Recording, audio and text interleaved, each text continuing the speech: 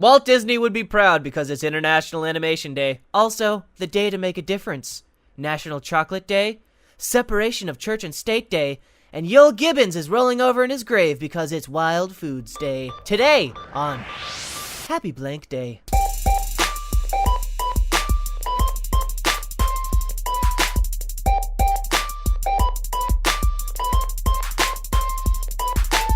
Peter, happy blank day. Happy blank day. I'm excited about this. So now all the stuff that you listed, was that stuff that is actually being celebrated here on October 28th? That is correct. All of these things are real holidays that are happening today. Which one do you want to start with? Well, all of these things sound really good, and I keep saying all of these things because I've forgotten every single one that you listed. All right, you can go to checkiday.com, and it will actually bring up all of the holidays. Let me have a look. Yeah. So I think in the future, checkiday.com. All right. Now we haven't really talked about how we're going to do this, but that's okay because I think we should just kind of wing it.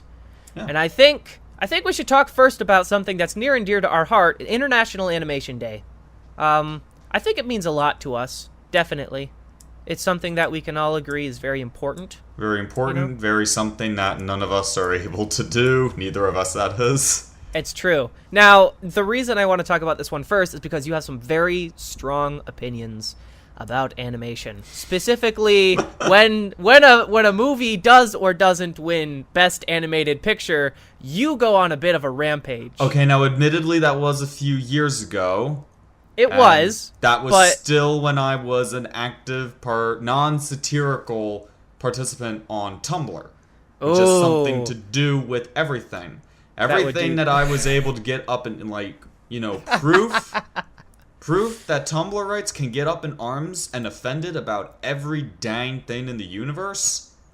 Yeah, How to Train Your Dragon 2 didn't win Best Picture, and I completely lost it.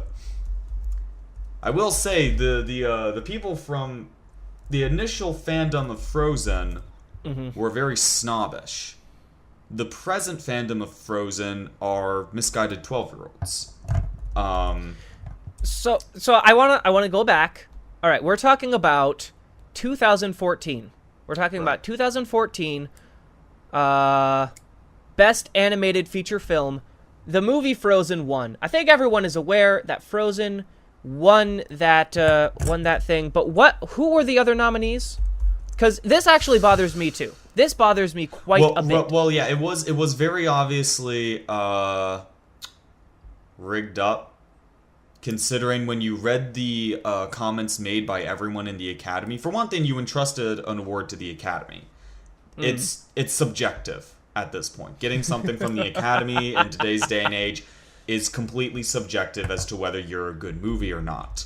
Have they ever voted Michael Bay for making a good movie good enough for an Oscar? Has Michael Bay ever won an Oscar? Michael Bay Oscar?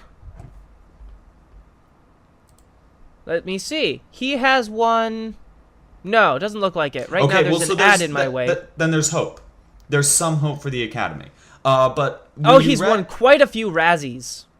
That's good. That's good. That's good that he's won some Razzies. He also won a Filmmakers Award, Academy of Science Fiction and Fantasy and Horror Films. He won for Armageddon in 1999. That was and.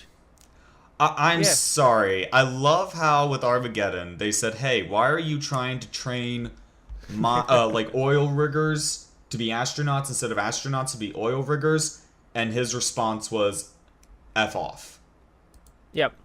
I mean, that doesn't say any more clearly that you have no counter argument. But back on point, you read the comments about when people asked the Academy about why they voted in Frozen. 90% of them either said that they didn't watch the movie and voted it because they heard it had good things, or the other, it was either that they just heard about it or watched it without watching anything else, aka they voted for it because it was Disney and there was a lot of hype, or B, they said that they thought animated movies were stupid and they didn't watch any movie and abstained. Now, Peter, I want to read you something. Okay. And it may break your little heart. Can I open and eat a can of pineapple while you do it? Absolutely. Thank you. In 2014, the nominees for Best Animated Feature Film included Frozen, The Croods, Despicable Me 2, Ernest and Celestine, and The Wind Rises. Do you know what was not nominated? How to Train Your Dragon 2. How to Train Your Dragon 2 was not nominated in 2014. Won a Golden Globe, though, didn't it? I don't know, man. Wait a minute, didn't it come out later? When did it come out? I think we might be thinking of 2015 and getting It was angry Rise of about the 2015. Guardians. Oh, yeah, no, Rise of the Guardians didn't even get touched. No. Right. It should have. It was a good movie. I didn't say it had its issues. Okay, but it was now, objectively How to good. Train Your Dragon 2 was nominated in 2015. Do you know who won in 2015? Big Hero 6. Which That's correct, Big Hero 6. I was a little more okay with, but it was still not as good as How to Train Your Dragon 2. Wow, those are some strong words, but I can't argue with them because I haven't seen Big Hero 6, but I have seen How to Train Your Dragon 2, and it was pretty good. Big Hero 6 is good. I keep hearing that. So there we go. We've talked about International Animation Day. Peter, how are you going to celebrate an International Animation Day? By appreciating that my wrists aren't sore and that I'll only be sitting at this desk staring at a screen for a couple hours today, and then I'll be doing other things. Amen to that, brother. All right, so if you want to celebrate International Animation Day, I want you all to just take a moment, breathe in, breathe out, and realize that you're not an animator. And that makes your life better. Okay, moving on. I do have to interject one thing. Mm-hmm. This entire basis of this podcast, and I'll get desensitized eventually, but right now it's just giving me a horrible taste of anxiety. I'll tell you why. Why? Whenever someone starts talking about what day it is, like today is National Chocolate Day, or today is National Make a Difference Day, it is reminding me of the Rick Hendrick Chevrolet commercials that they have play down here. They are the worst commercials to ever exist. Are you talking about Truck Month? No. Oh, because that's what it is up here. October is National Truck Month, and so it's all truck advertising. It's worse. It's worse? It's worse. Heavens. Here's the only thing I can imagine is that they had this following conversation. We need an advertisement for Rick Hendrick Chevrolet. What do you got? All right, here's the idea. We look and see what day it is. We say a fact about a bit of trivia of like a historical event that happened in the day.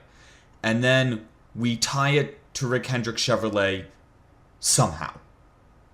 Ooh, oh, well, that's neat. So, like, are we talking like historical events with cars? No. Are we talking historical events like awesome sales? No. Oh boy. Well, what'd you have in mind? Well, here's an example. Let's say, on this day in 19 such and such, it was discovered that a diamond would rub against. You know what? I'm gonna quote one. Oh boy. I'm gonna quote one. Basically, here's what he said. He said, here's how it opened. It said, "A diamond is like a rock. A diamond cuts any rock." Let me restart. Character is like a diamond. Character is like a diamond that scratches any rock that it comes into contact with. This week is National Character Week, and that's what we're hoping to bring you here, along with great service and sales. Find new roads to Rick Hendrick Chevrolet, etc., etc. Now, Brian, let me ask you a second. So do you know what the I was talking about just there? I have no idea. Neither do I, and they keep playing those kinds of commercials. There was another one where he's like, it was on this day that such and such, and the Air Force was made in the United States, and it was really cool, and the Air Force was actually made before World War II. I guess those people really like to fly, and that's why we have Corvettes. So find new roads to Rick Hendrick Chevrolet. They're horrible. That's beautiful. They're horrible. And the worst thing is, so it's like this old man, and you recognize his voice every time he opens his mouth, and he has this really obnoxious, equally obnoxious as him, like young lady who always interjects in the middle of his freaking sentences. Like, he's like, it was on this road in 1977 that the Air Force... Oh, interesting! Yeah, it was made before World War II. So she just... pops in with that's not what we're doing here today, Peter. Right, it's like, but every time you start mentioning a trivial fact about the day or a cool thing that happened I just heard one of my dogs whine. I might have to leave. Anyway, for a moment. It reminds me of that. It reminds me of that. I've never wanted... I'm going to do this one day. I don't have enough spite to do it yet, but I am going to find that exact store that those advertisements are advertising. I'm going to give it a 1-star rating, and I'm going to write the review. I had to hurt you just a little bit for how much you hurt me. Your commercials suck. Wow. That's intense, man. And it got, last rant, the best one was the advertisement where the guy literally almost forgot his tie-in, and they ran it anyway. Oh, no.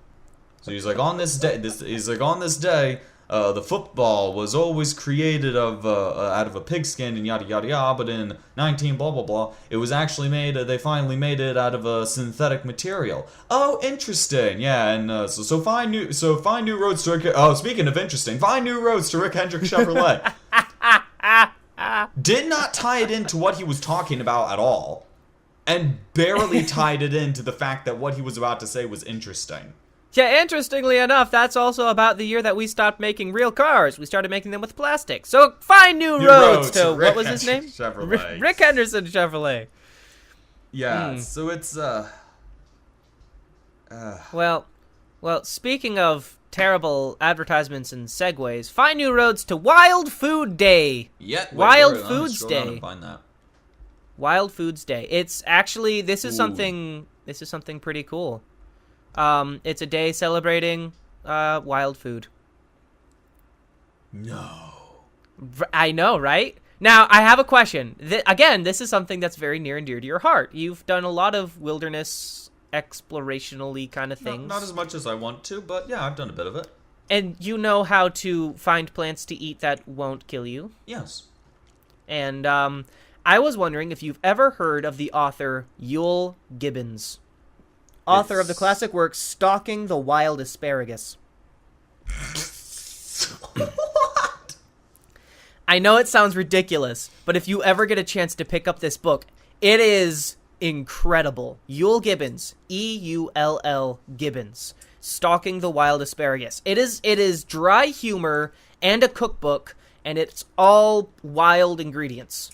And it's just him dryly talking about, the asparagus, and here's how you find it, and it's such good stuff. He tells you exactly where to find, how to prepare wild foods, and how to make it enjoyable. And his writing style is just, it's just so good. It's just so good, Peter. That's amazing.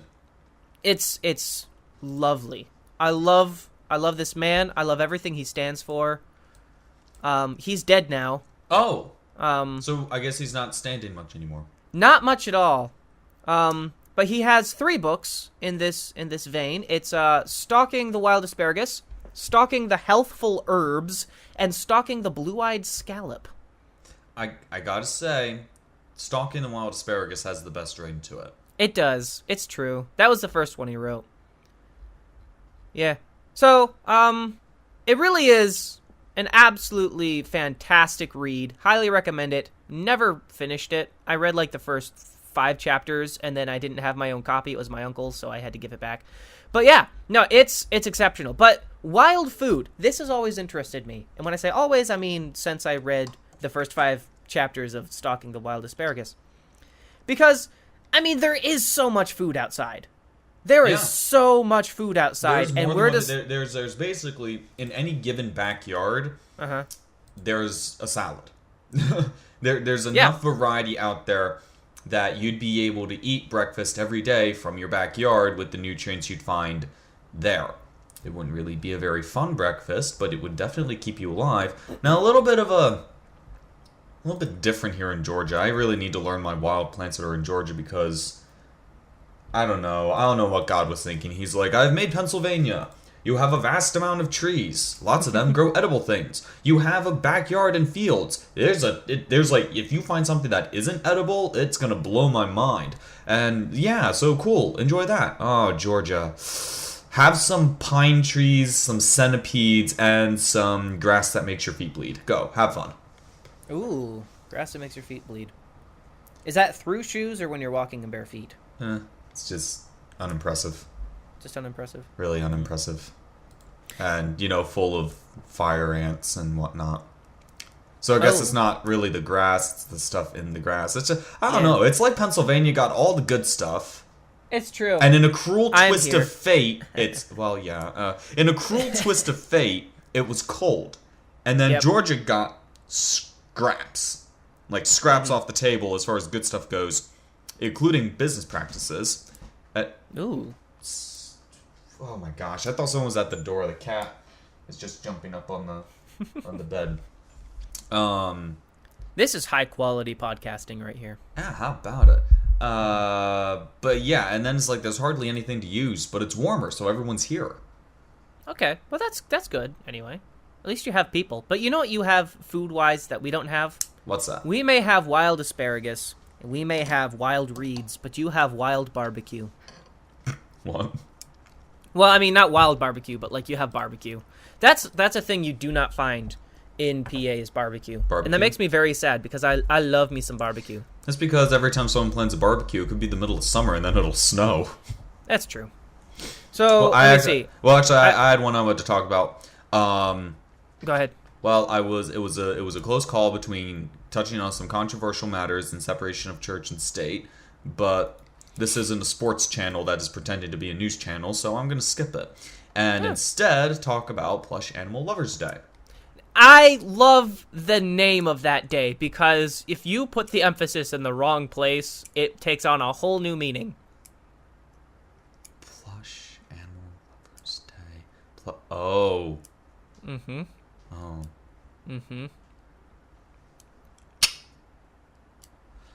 I don't know what we can say about it now. I think I ruined it. You might have.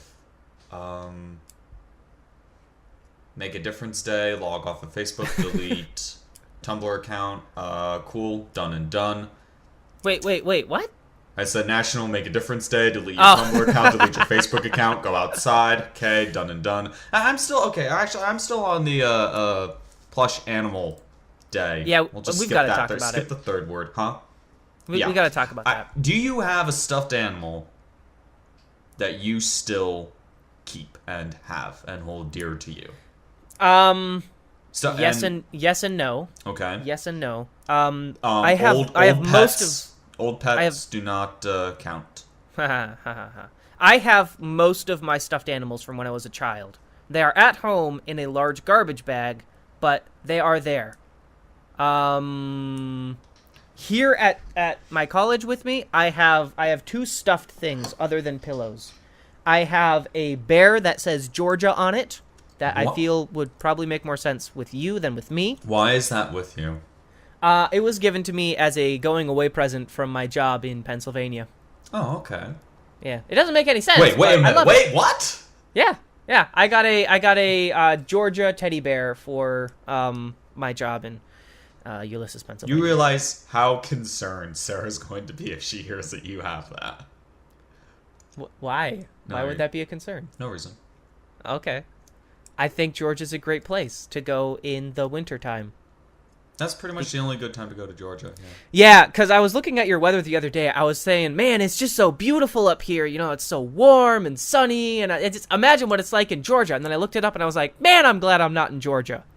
Well, I mean, there's more reason than that.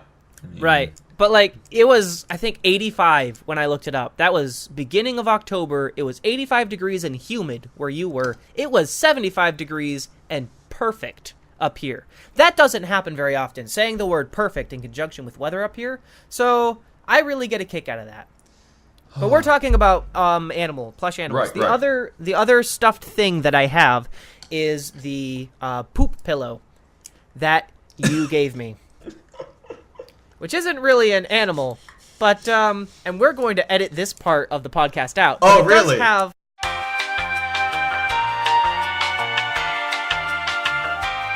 And we're back. We're not talking about that at all.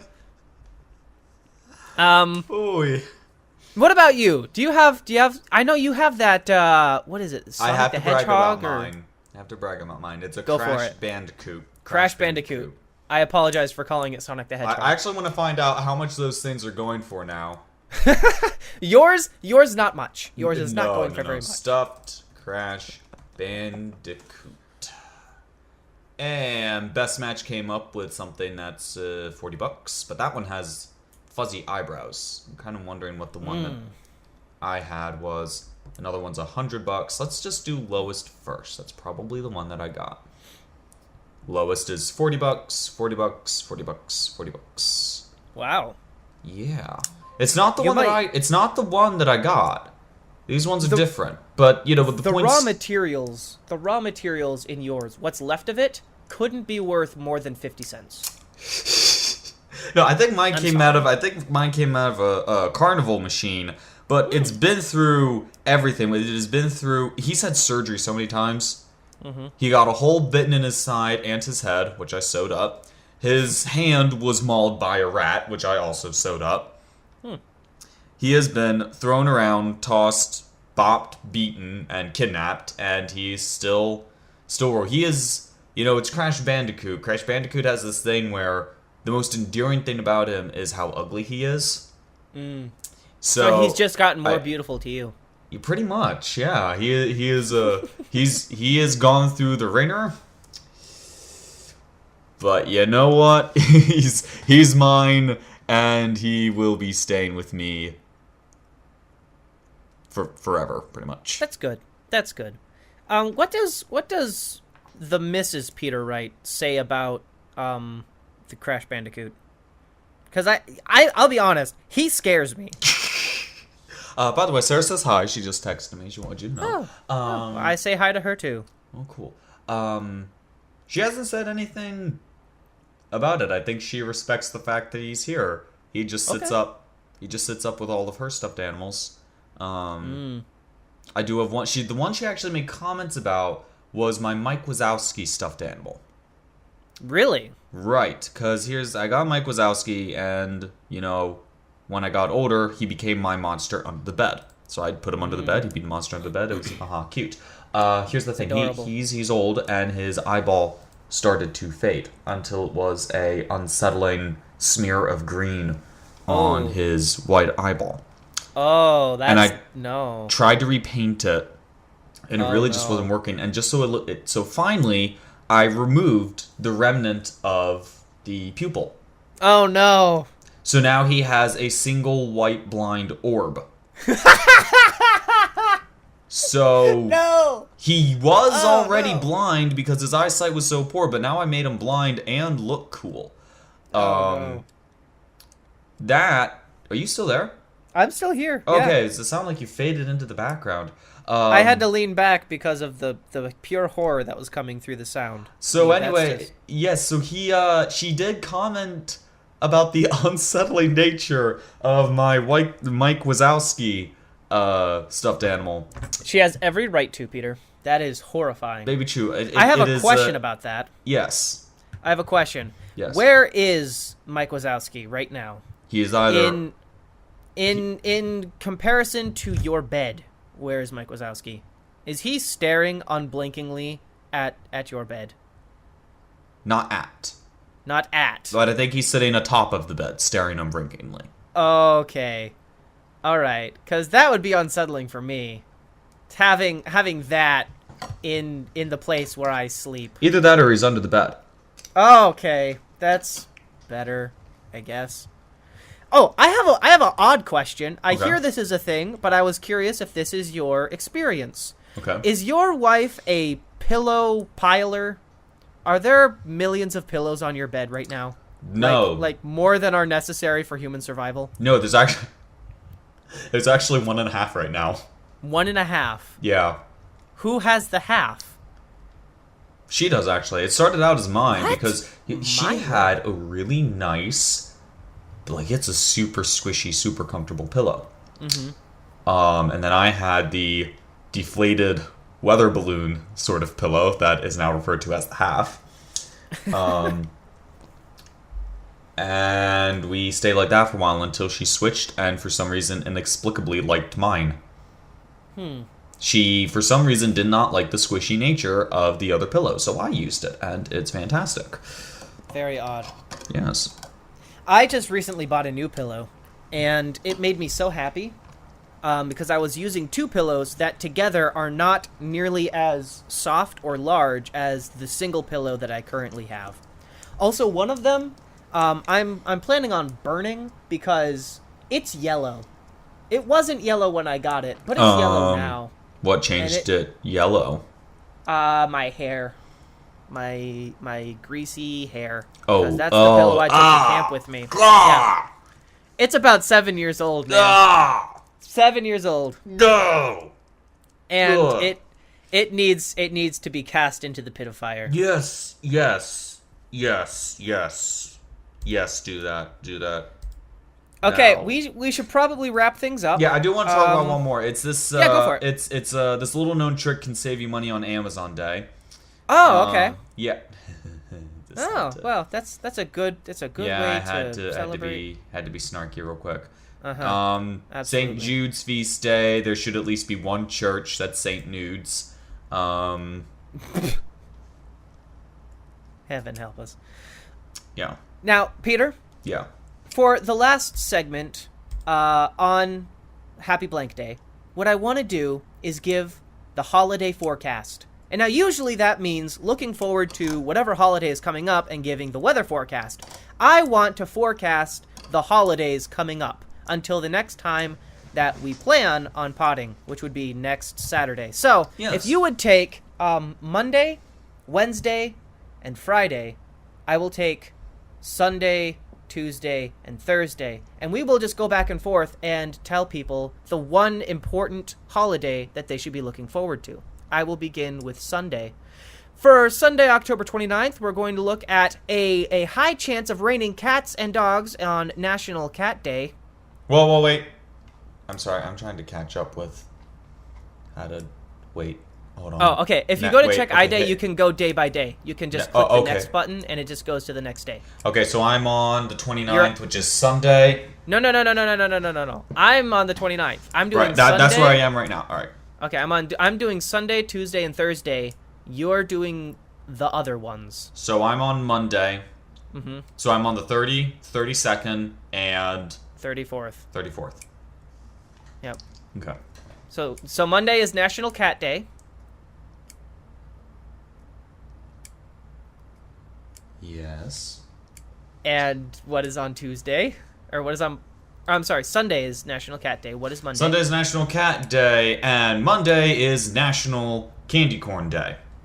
Oh, interestingly, Tuesday is National Caramel Apple Day. Celebrate by taking an onion, covering it in caramel, and telling someone it's an apple. That is the worst. Now, on a Wednesday is Give Up Your Shoulds Day.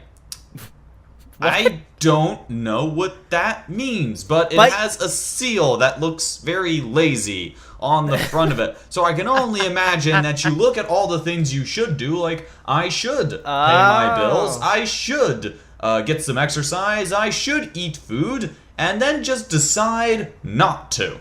But you know what you should do, Peter? Is you should make dinner on Thursday, because it's National Men Make Dinner Day. Treat your wife to something nice. The picture here is a picture of a man making a pizza in a large stone oven. If you don't have a large stone oven, you could always just get a frozen pizza. It's up to you. Well, that's awesome, but I can't help but wonder, I went through that same page, there was a big image of Cookie Monster on that day too, and I'm wondering why you didn't talk about that. Because I wanted you to make dinner for your wife on Thursday. Well, okay, I will keep that in mind, and we are going to go grocery shopping soon, so I think I will. Oh, but before you move on to Friday, I just realized Thursday is also Plan Your Epitaph Day. What do you want on your tombstone, Peter? Is that something we're going to talk about right now or next right time? Now. Right now. What do I want on my epitaph? Huh. I guess I haven't thought about dying much. I want a tree. Just a tree? I don't want an epitaph. I don't want a stone. I want someone to plant a tree at the head of my grave. But what's on the tree? Like, someone could carve something on the tree. Bark. Bark is on the tree. That is a really weird thing to ask to be carved into your tree. Just the word bark. Bark. Here lies Brian Russell. Bark. Bark. What's on Friday, Peter? Friday is Give Someone $1 Today Day. No. Ooh. And it is all that I'm going to give everyone a free pass on that. Hold your money like a miser. Don't do it. Amen. And then I said amen. Yeah, and then it's also National Housewife Day. So now nice. Sarah can make me dinner. Except you don't have a housewife. Yeah, I have a dolphin training wife. You are. Yeah, it's true. Which is so much cooler than a housewife. It is. To be fair. It is. And a sneak peek ahead at the forecast for Saturday. It may actually be National Chicken Lady Day. That's it for us this week on National Blank Day. Peter, is there anything that you want to say before we close? Yes, there is no explanation what Chicken Lady is supposed to mean, but all I can assume is that it's probably a chicken-headed duck feet thing with a woman's face. That's the only thing I can figure probably is. I bet it's waiting for us. I'm gonna go check my bushes. All right. Check your bushes of love. Thank you, everybody, and have a week. Happy Blank Day.